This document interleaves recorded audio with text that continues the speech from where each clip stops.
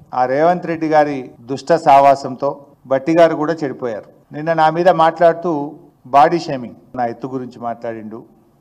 సరే, అది నేను కూడా మాట్లాడవచ్చు, కానీ నేను ఆయన విజ్ఞతకే వదిలేస్తున్నా. ఎందుకంటే నాకు ఈ ఎత్తుల గురించి, పొట్టోళ్ళు పొడుగోళ్ళు, బాడీ షేమింగ్, దీంతో ఉపయోగం లేదు. నాకు ప్రజలు ముఖ్యం, రాష్ట్రం ముఖ్యం, ప్రజల పక్షాన మాట్లాడడం నాకు ముఖ్యం.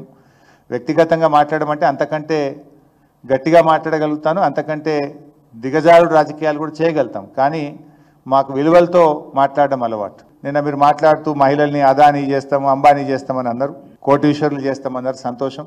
నేను బట్టి గారిని సూటిగా అడుగుతా ఉన్నా. 1 ఏప్రిల్ 1, 2024 నుంచి ఈ రోజు వరకు ఉన్న వడ్డీ లేని రుణం డబ్బులు వెంటనే విడుదల చేసి మహిళల పట్ల నీ చిత్తశుద్ధిని రుజువు చేసుకో.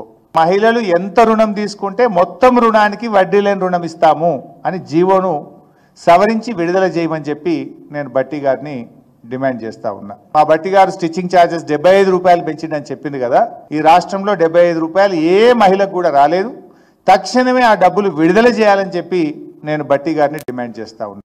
వెనక ముందు చూసుకోండి, మీరు ఆర్థిక శాఖ మంత్రి, అన్ని వివరాలు మీ దగ్గర ఉంటాయి.